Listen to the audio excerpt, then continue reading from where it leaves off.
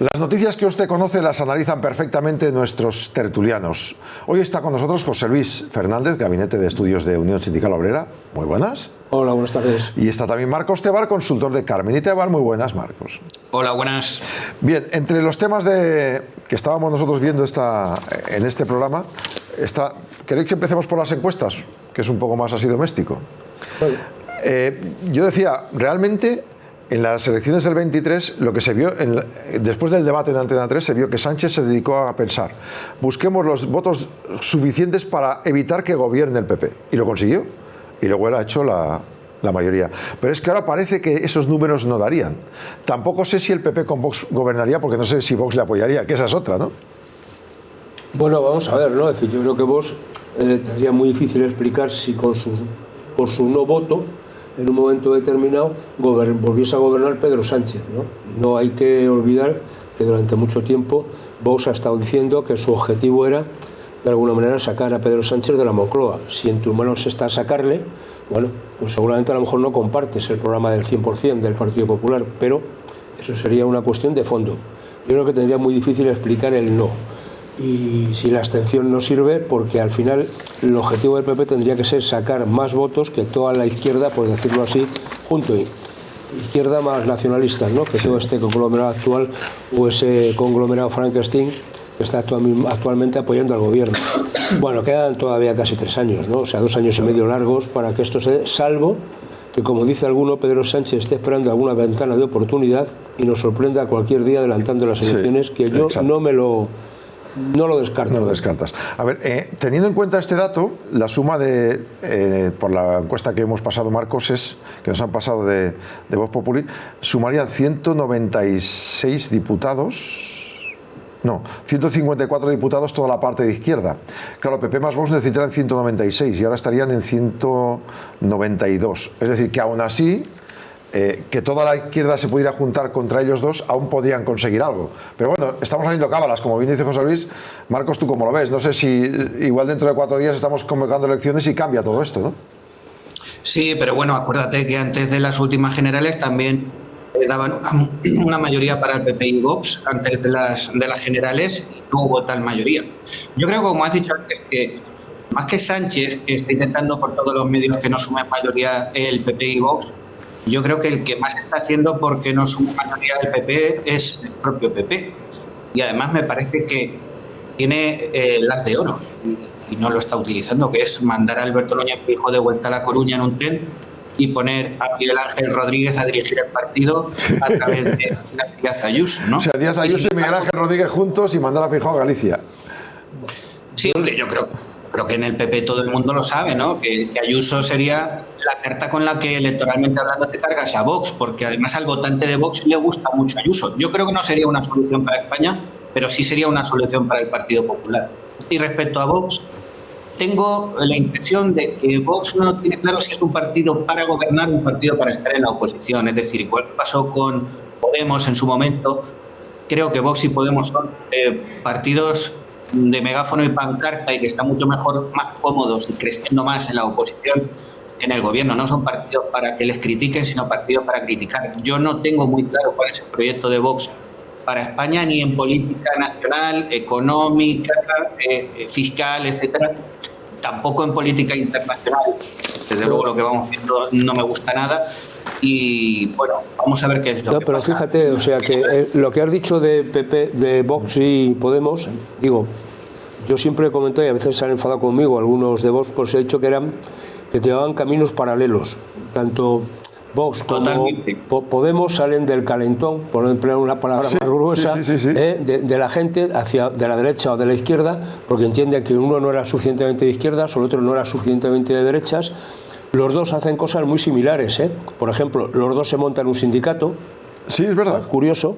Los dos se montan un medio digital para funcionar. Es decir, siguen trayectorias exactamente paralelas, ¿no? Y entonces, a partir de ahí, ¿cuál es el problema? Que yo creo que tanto uno como otro hacen más oposición a quien está a su izquierda un poco más centrado o a su derecha un poco más centrado que al propio gobierno, ¿no? Quiere decir, ellos están más pendientes ahora mismo, Podemos, de pasarle la factura a Sumar y de alguna manera también al Partido Socialista, y Vox a veces hace más oposición al Partido Popular que al propio gobierno, y esto me parece que es una contradicción.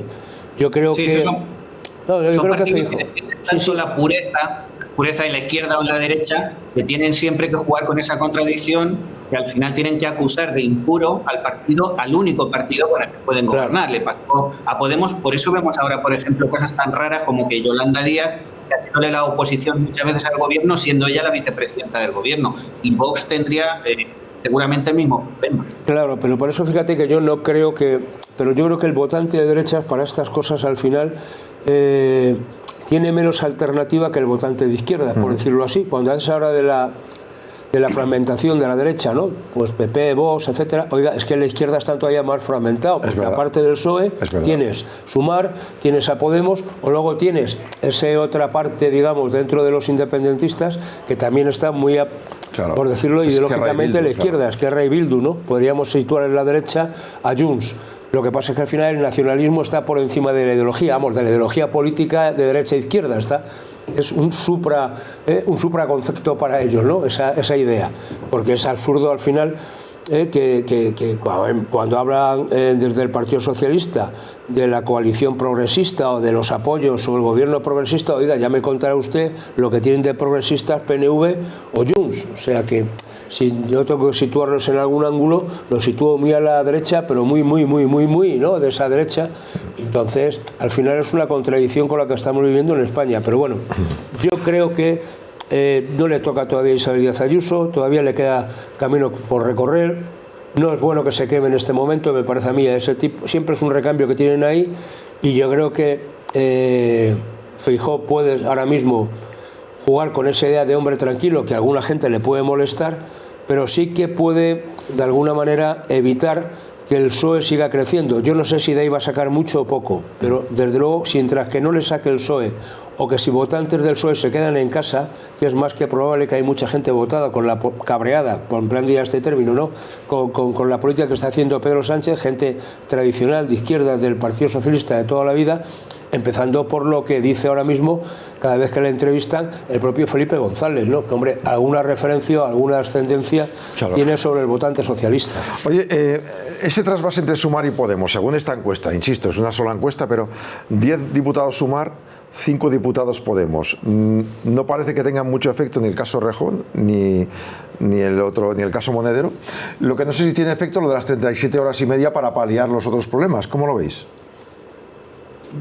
Digo, yo no veo ninguna que tenga más relación. Yo creo que el tándem Sumar Podemos, o una izquierda que se presentase junta, va a estar siempre en el entorno de 12, 15 como mucho. Eso que va a ser de alguno de los registros mejores que tuvo en su día la extinta Izquierda Unida. Digo extinta porque aunque exista, pues prácticamente la han hecho desaparecer. Acuérdate que Podemos arrancó con 69 y ahora me dices que la idea sería 10-15. Sí, no, yo no creo que vayan a sacar mucho más, ¿no? Y buena parte del trasvase de votos de Sumar, yo creo que no va a ir a Podemos, sino que va a ir al Partido Socialista, y el Partido Socialista está jugando con eso. Tampoco le interesa debilitar tanto y le da jueguecillo a la vicepresidenta, a Yolanda Díaz, bueno, porque algo tiene que sacar, si no tampoco le salen las cuentas, ¿no? Y yo creo que lo de la jornada de 37 horas y media no va a tener gran repercusión. Primero, porque vamos a ver en qué momento se empieza a aplicar este año, y vamos a ver dentro de 2 años cómo está el patio, cuando la gran mayoría de la gente que está trabajando y que está acogida a convenios colectivos ya tiene esa jornada, ¿no? Y no olvidemos que el problema de la gente ahora mismo no es trabajar 37 horas y media, que bienvenidas sean, que después de 40 años el que se reduzca la jornada máxima parece que es bueno. Es que la jornada efectiva media que se trabaja en España no llega a 32 horas. Hay una proliferación de contratos a tiempo parcial y de gente que lo que quiere es trabajar más horas para tener más ingresos. Y esta es la pura y dura realidad. Dime, Marcos. Yo creo que un problema que tiene Podemos y Sumar, que a estas alturas Sánchez ha cogido ya prácticamente todas las banderas que han levantado en los últimos años la izquierda a la izquierda del PSOE. Es decir, ya no hay causa que defienda Podemos y Sumar que no la defienda también Pedro Sánchez, incluso en los términos más populistas. Muchas veces preferencias contra la clase empresarial, contra los medios de comunicación, siempre con esta ambivalencia y jugando, poniendo una vela a Dios y otra al diablo, jugando con ese Estado socialdemócrata, europeísta, etcétera, pero de vez en cuando adoptando también un discurso más incendiario, más extremado a la izquierda, incluso con ciertos toques antisistema, con el apoyo mediático que tiene el Partido Socialista, que no lo tiene ya Podemos ni Sumar. Entonces yo creo que Sánchez está haciendo muy bien ese equilibrio, y también creo que pese a todas las cosas que estamos viendo, de Pedro Sánchez no sufre un grandísimo desgaste, o al menos un desgaste suficiente como para no tener la mayoría con los nacionalistas. Oye, una cosa que he leído hoy en un diario economista es que, ahora que hablabas de Yolanda Díaz, que está pidiendo dar una vuelta de tuerca, dar un paso más para, a ver, ¿cómo lo explico? Los que tienen el salario mínimo interprofesional están llegando a ajustarse a los que llevaban veteranía en una pequeña empresa. Y entonces lo que han hecho muchas pequeñísimas micropymes es a esos 4 o 5 trabajadores no seguirles aumentando el salario, los complementos, con lo cual están empatados. Conozco casos, muchos casos en los que una persona que lleva 20 años de antigüedad cobra exactamente lo mismo, el SMI, que el que acaba de llegar de estudiar. Y al parecer Yolanda Díaz ha dicho en las últimas horas que quiere arreglar esto, obligar a las empresas a que los complementos se mantengan. ¿Eso se puede conseguir? Vamos a ver, yo creo que el tema no es tan de fondo ese, sino el contrario, quiero decirte. Porque al final los complementos, o lo que se revalorizan los complementos, dependen del convenio colectivo, y si el convenio colectivo sube el 2%, los complementos subirán el 2%, o sea, eso no tiene mucha posibilidad. Lo que no está claro, y nosotros desde el sindicato, desde el uso, hemos dicho, cuando sale el Real Decreto del salario mínimo en este año y en los anteriores, es decir, oiga, lo que no puede usted es absorber con la subida del salario mínimo los complementos que esa persona viene cobrando. Y esta es la historia, porque al final, si una persona estaba por debajo del salario mínimo nuevo, muy poquito, pero con un complemento que estuviese percibiendo estaba por encima, automáticamente le dejan el actual salario mínimo y una parte de ese complemento se lo absorben. Claro. Y lo que nosotros decimos es, oiga, para que el incremento del salario mínimo sea neto, no absorba usted con esa subida los complementos que esa persona ya tiene, ¿no? ¿Y cómo se puede hacer eso? Bueno, pero es simplemente cuando se regula el decreto diciendo que la subida del salario mínimo no se podrá compensar o absorber por complementos que hubiese y un trabajador puede denunciar a los empresarios y... Claro.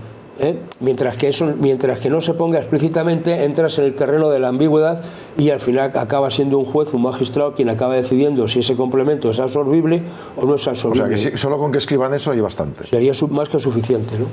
Marcos, tú no estás en ese caso, pero seguramente conoces más de un caso de estos, ¿no?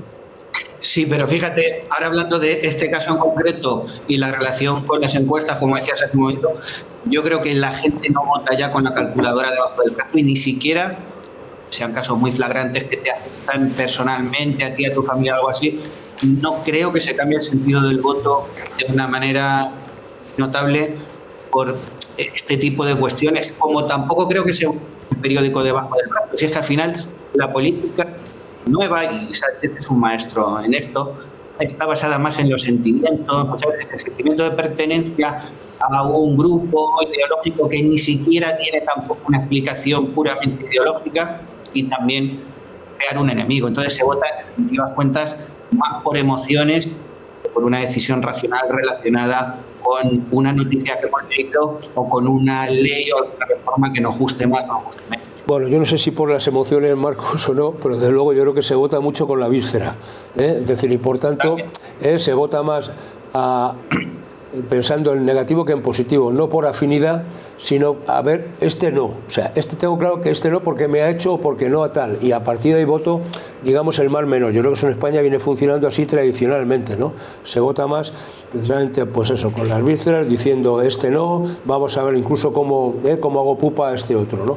Yo creo que eso tiene que ver mucho precisamente con las sensaciones, con las emociones que planteabas, pero de luego no tiene nada que ver con la calculadora. Y yo creo que este tipo de situaciones, como se repite periódicamente, la gente ya está un poco harta, ¿no? Dice, oiga, usted me sube ahora el salario mínimo, yo estaba cobrando 1.150 y ahora usted me sube a 1.180, pues, y cobraba 1.150, 30 euros más de un complemento y me los quita. Y gano un poco más, pero usted me ha quitado el complemento, ¿no? Entonces, oiga, ¿dónde vamos, no? Y eso tiene que ver con pulso de transporte, con el tema de las comidas, estas cosas que algunas veces las empresas hacen para incentivar, ¿no? Claro.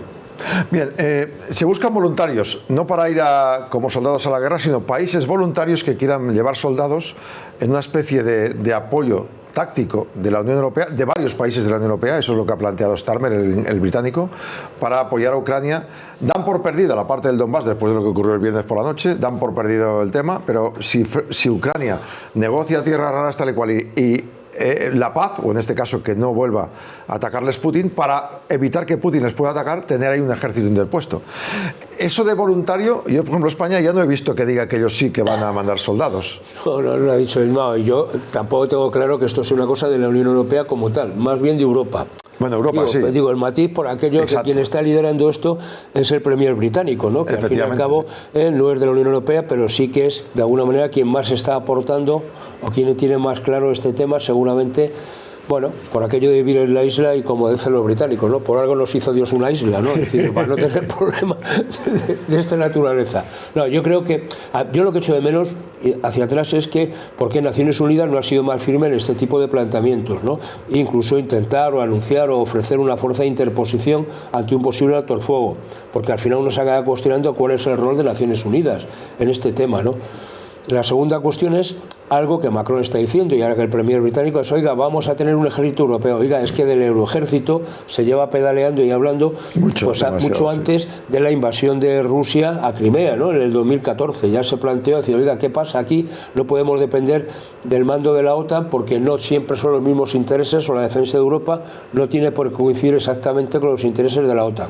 Entonces me parece que sería deseable que Europa tuviese un euroejército propio, que tendría que estar aliado, coordinado con la OTAN y con lo que queramos, pero propio, es decir, porque al final hay que defender nuestras fronteras. Las fronteras de Ucrania son nuestras fronteras, no se nos olvide, ¿no? Es decir, que son fronteras de la Unión Europea.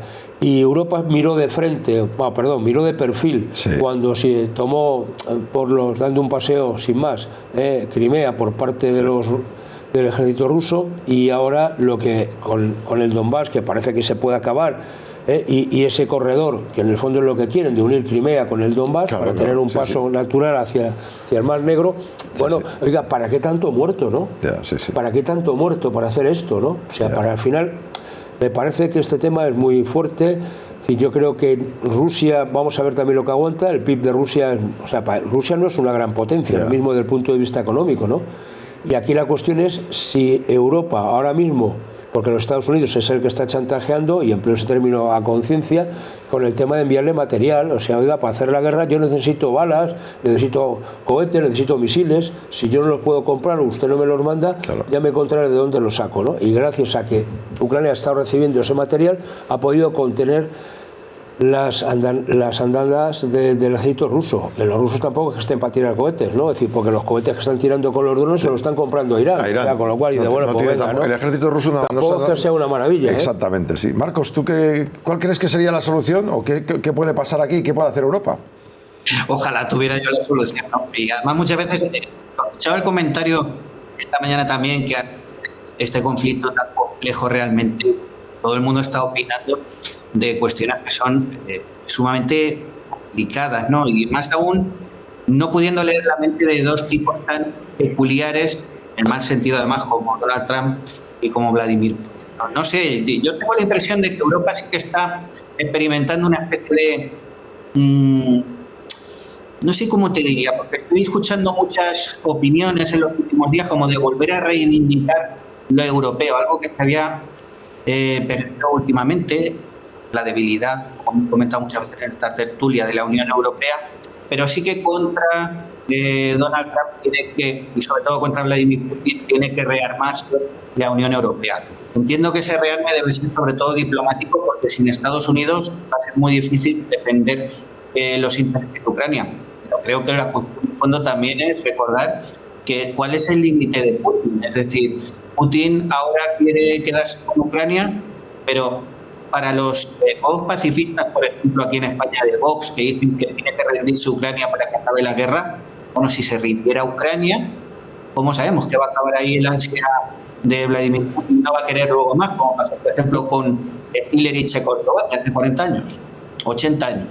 Fíjate que el tema, además, tiene muchas aristas, es un tema de estos poliédricos, ¿no? Es decir, porque más allá, por ejemplo, hay una gran compañía noruega, que es la que suministra buena parte del combustible para la flota norteamericana, ha dicho, se cierra el grifo, ¿no? Sí.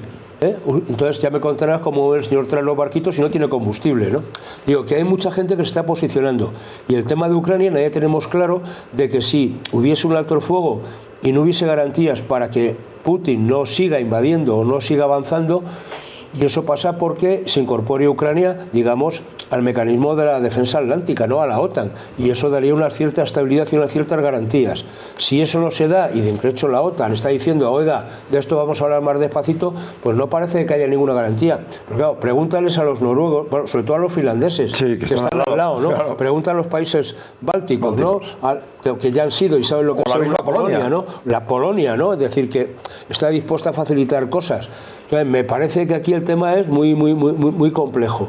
Y lo que a mí me parece que, hombre, después del tiempo que llevamos de guerra, de muertos y de sangre que ha pasado ahí, decir que ahora se va a llegar a un acuerdo desde el punto de vista estrictamente económico, porque el señor Trump, tú has sido muy benevolente con los calificativos a Trump y a Putin. Yo les pondría de señores que no tengo yo muy claro dónde tienen la cabeza, pero sí el bolsillo, ¿no? Y Trump lo que vas a hacer negocio, y Putin seguramente a salvar los muebles. Porque tampoco lo tiene fácil, ¿no? Pero claro, es que, o sea, el negocio de las tierras raras, el cobrar por... Oiga, es que la Unión Europea ha duplicado en términos efectivos la aportación que ha hecho Ucrania que Estados Unidos. Y 80.000 millones del armamento de la Unión Europea los han comprado a Estados Unidos, que eso también tendría que estar en el saldo de Estados Unidos, Marcos. Sí, y además, mira, yo creo que también hay que reivindicar que los que quieren seguir creyendo en el sentido del apoyo a Ucrania, no es que no quieran que termine la guerra. De hecho, yo creo que los primeros interesados y que están deseando que termine la guerra por el desgaste que tiene a todos los niveles económicos también de muchísimos muertos son los propios ucranianos. Pero claro, no se trata solamente de que llegue la paz, sino de qué tipo de paz es la que va a llegar. Si ha merecido la pena tanto esfuerzo y tanto sacrificio, tanto derramamiento de sangre para que luego al final el acuerdo sea en términos económicos un desastre para Ucrania, ¿no? Y también una cuestión que hay que plantear es la economía como arma de guerra, es decir, qué capacidad tiene Europa para cortarle el grifo a Rusia a través de la compra de gas ruso, si Europa podría ser independiente o autosuficiente energéticamente hablando, que yo creo que el arma de guerra en el siglo XXI son los euros. Sí. Pero fíjate, Marco, o sea, me parece que cuando hablas un poco, yo creo que Europa se tiene que reinventar en varias cosas. Uno, apostar por la defensa y esa defensa propia, pero luego también, claro, tiene que empezar a tener una voz única para entenderse o confrontar incluso con Estados Unidos y con China, que también está jugando, de la que hablamos poco, ¿eh? Sí, una parte de que Rusia sigue estando ahí es porque los chinos se lo están permitiendo, y bienvenido sea ese tipo de situaciones. Es que desde el punto de vista económico, entre Estados Unidos o China nos comen. Sí, nos hacen un sándwich. ¿Por qué? Pero estamos hablando de los vehículos. Los chinos van a venir y van a poner, no ya van a traer los coches desde China, es que los van a fabricar en Europa. Exactamente. Con lo cual al final se van a evitar cualquier tipo de arancel que la Unión Europea les pueda poner. Es decir, que esta es la situación de fondo con la que estamos jugando. Europa se tiene que reinventar. Europa, desde el punto de vista económico, tiene que dejar, y algo de esto decía el informe Draghi, dejar de ser un conjunto de países que se están dedicando a comprar, de alguna manera, a ser consumidores y no productores, ¿no? Y es que Europa ha dejado de producir. Es decir, el gran peso de la Europa que producía tecnología, pero no, ya no. ¿Por qué? Porque la compramos a los coreanos, se la compramos a los chinos, que van como una moto en ese tipo de sentidos. Es decir, el tema del automóvil, es decir, es que son situaciones muy tensas, ¿no? Entonces, Europa o hace una inversión profunda en desarrollar nuevas tecnologías, de desarrollar nuevos productos, de potenciar la industria y ser algo que compita con los dos gigantes como Europa, claro. Si no al final nos van a comer, porque lo que va a hacer Trump es negociar uno a uno y se va a llevar, como ya ha hecho, a Macron a darle un paseo por la Casa Blanca, como antes pasó Meloni. Yo no tengo claro que el nuestro vaya a pasar por allí, por lo menos de momento, ¿no? Pero vamos a ir viendo pasar líderes europeos a rendir pleitesía por la Casa Blanca, y eso no es nada bueno. Carlos Echevarría es del director del Observatorio de Ceuta y Melilla y ha dicho que la visión de Marruecos sobre Ceuta y Melilla es inamovible, como también sobre las Islas Chafarinas o los Peñones, y viene a incidir en que, según cómo se lleve el rey marroquí, el rey al-Alawi con Trump, igual nos moja la oreja a nosotros. Marcos, ¿tú qué crees? Bueno, yo creo que lo apuntabas antes de iniciar la tertulia, que ahí me gustaría ver a Sánchez, porque claro, en los últimos tiempos se ha hablado mucho de la complicidad esta extraña que hay, no se sabe muy bien por qué, de Sánchez con Marruecos a cuenta del Sáhara. Sánchez hace poco menos de un año, dijo que las relaciones entre España y Marruecos son mejores que nunca y que además España tiene que ser un socio estable de Mohamed VI. Eso es lo que dijo Sánchez. Entonces, si se posiciona Trump del lado de Marruecos, ¿qué va a hacer España? ¿Qué va a hacer Sánchez? ¿Va a estar con Trump y Marruecos también o con ninguno de los dos? Lo veremos también.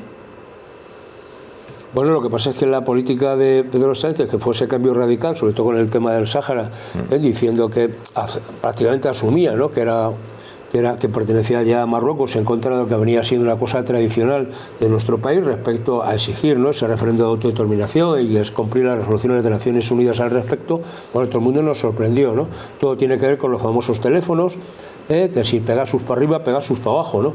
Yo sigo esperando algún día, como están un poco calentitos también con Pedro Sánchez los israelíes, que de alguna manera levanten un día y nos cuenten todo lo que había en el famoso teléfono de Pedro Sánchez o de la ministra, ¿no? Y nos enteremos realmente que eso que tanto le comprometí le llevó a cambiar. Sí, porque en España eso no va a salir. Si sale, sale de fuera. Si sale de fuera. Yo espero, ¿no?, ese tipo de situación. Pero lo que está claro es que, vamos a ver, ya Biden, ¿no?, incluso y Trump, la administración americana ha jugado con Marruecos durante mucho tiempo, últimamente incluso está como muy favorable, o Pedro Sánchez se apoyó en que de alguna manera la política norteamericana avalaba ese cambio de posición que él había tenido, ¿no? Es decir, que estaba tan contento. Yo mucho me temo que al final esto pueda pasar. Aquí hay, por proximidad tenemos Ceuta y Melilla y los Peñones, ¿no? Es decir, que están ahí, y que si Trump dice qué tal, pues oye, aquí no va a pasar nada, ¿no?, porque no sé yo a quién vamos a mandar allí. Pero es que exactamente igual está la espada de Damocles sobre Taiwán.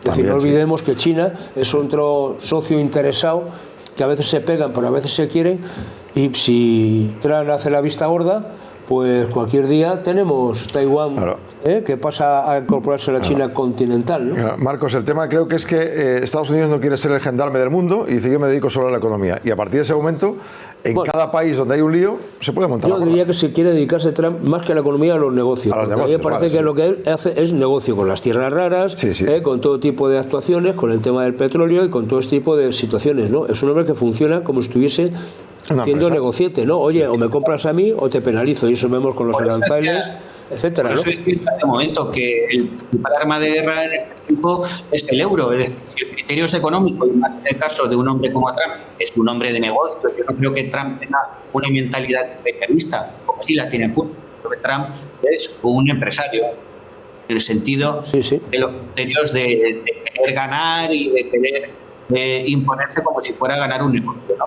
Y en ese sentido Europa se tiene que rearmar económicamente también, ¿no?, haciendo valer su materia prima, haciendo valer su potencial económico y en la medida de lo posible hacer guerra, entre comillas, con lo económico. Y en este caso, hablando de, por ejemplo, el gas, que es cómo se le podría cortar el grifo a Rusia, se ha dicho muchas veces, y yo creo que hay que ver la capacidad que tendría Europa para ser autosuficiente en esto. Claro, pero fíjate que Pedro Sánchez aquí, al final, lo que ha hecho ha sido, este gobierno está comprando más gas que nunca Rusia, ¿no? Está batiendo récord, ¿no? Las empresas, porque teóricamente, al final, quien nos tenía que suministrar nos dio garantías. Biden nos dijo que nos mandaba a todos los metaneros que hiciesen falta, pero al final estamos tirando de ahí. Y luego hemos perdido la gran oportunidad, que en este caso Draghi, antes de marcharse del gobierno de Italia, dejó claro que era el acuerdo con Argelia, ¿no? Es decir, para utilizar el gaseoducto y llevar directamente, ¿no? Es decir, utilizar nuestro paso y el gasoducto, llevarlo por toda Europa, ¿no? Y ser los canalizadores